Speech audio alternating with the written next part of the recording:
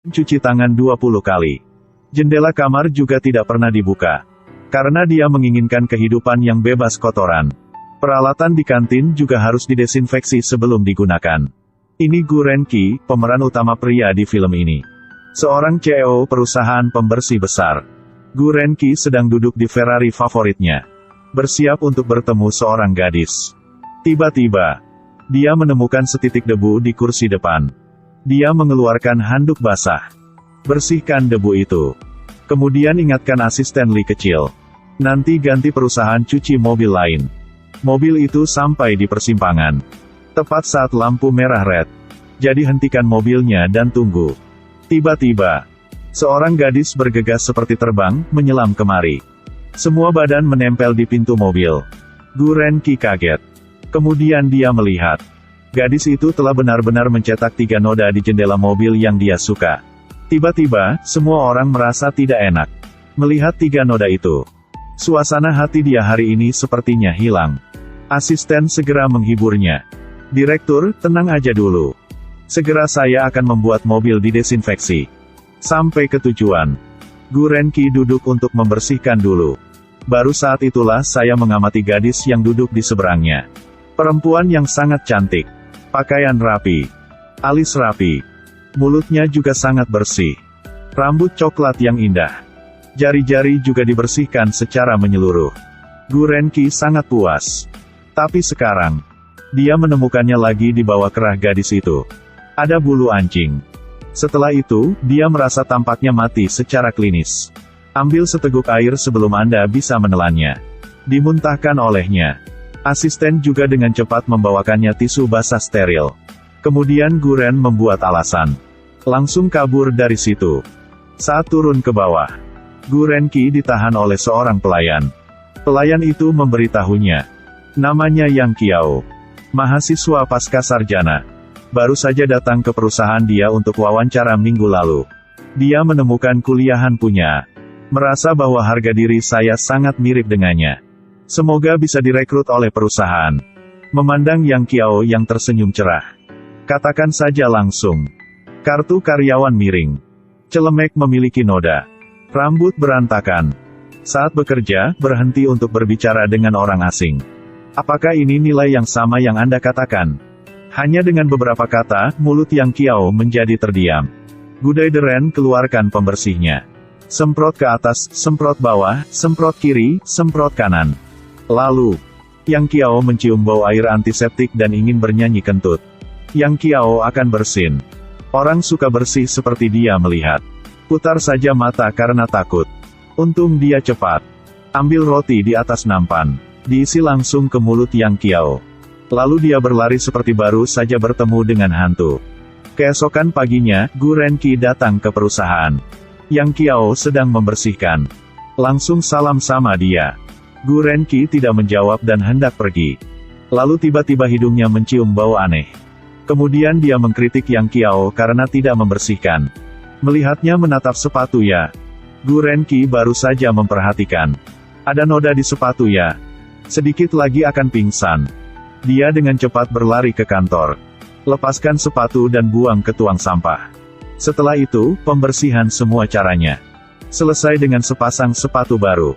Tapi tetap merasa tidak nyaman. Dia segera mengganti pakaiannya. Setengah bulan kemudian di siang hari, Direktur Gu membawakan Yang Qiao sekotak makanan kaleng. Beri dia lebih banyak makanan. Karyawan lain mengira ini adalah penghargaan karyawan baru. Semua sangat dikagumi. Tapi saat Yang Qiao membuka tutup kotaknya, semua staf menutup hidung mereka sejenak. Lari dari Yang Qiao lebih dari 100 meter 100. Tapi kali ini, Yang Qiao makan banyak banget. Lalu dia berbalik untuk menertawakan Gu Renki. Sedikit lagi dan dia akan muntah. Makanan paling bau di dunia. Dimakan sama Yang Qiao seperti enak banget. Jadi, beberapa hari yang lalu, Yang Qiao mengatakan dia tidak memiliki indera penciuman. Jadi, bisa melakukan pekerjaan yang paling buruk dan bau. Tapi Gu Renki mengira dia berbohong. Jadi mengambil makanan paling bau untuk kasih ke Yang Qiao. Tes pertama kali gagal. Direktur Gu tidak pernah menyerah. Dia menyuruh asistennya untuk menemukan sepasang kaos kaki yang bau. Dibeli dari pengemis di jalan. Sementara Yang Qiao tidak menyadarinya. Lemparkan saja kaos kaki itu di dekatnya. Kemudian memberitahu Yang Qiao bahwa kaos kaki yang baru saja saya beli jatuh. Minta dia untuk membantu mengambilnya. Yang Qiao tidak mengatakan sepatah kata pun. Ambil saja dan berikan padanya. Direktur Gu, melihat ini, membuka matanya lebar-lebar. Katakan saja tidak butuh lagi. Lalu lari. Tes kedua gagal. Selanjutnya setelah itu, direktur mencoba bermain racun. Mengambil sepanci air busuk. Semprotkan pada pakaian Yang Qiao. Setelah pulang bekerja, Yang Qiao buka lemari. Hampir pingsan di tempat. Karena saya ingin pekerjaan ini. Dia masih memakai pakaian itu di tubuhnya. Orang-orang di jalan menciumnya, dan mereka semua kabur jauh. Gu coba amati dari kejauhan. Melihat seorang pria tampan datang menjemput Yang Qiao lagi. Setelah itu, mereka sangat mesra. Direktur Gu melihat adegan ini. Perasaan cemburu muncul. Orang ini. Hati-hati jangan sampai dicium bibir oleh seorang gadis. Setelah itu, kalian semua belum selesai. Rasakan saja dunia berputar. Cahaya di depan mata semakin gelap. Dia adalah Gu Renqi.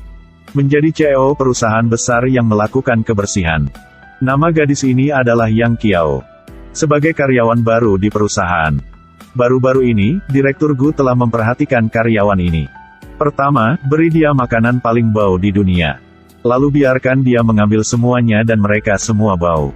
Dan biarkan dia memakai pakaian yang telah disemprot dengan air busuk.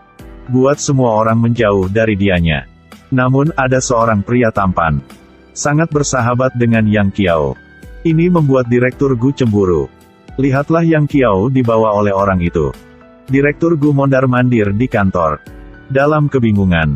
Adegan dua orang yang mesra satu sama lain selalu muncul di depan matanya. Kemudian besok, Direktur Gu sampai ke kantor. Segera mulai pergi kemana-mana mencari Yang Qiao. Tapi tidak dapat menemukannya.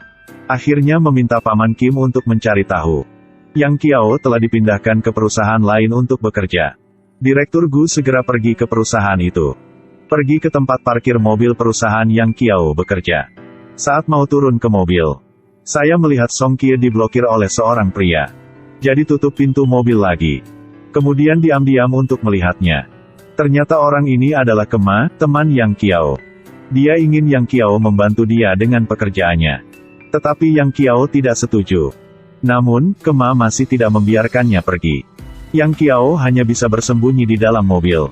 Ketika Kema melihat ini, dia marah dan pergi. Sutradara Gu mengikuti Kema.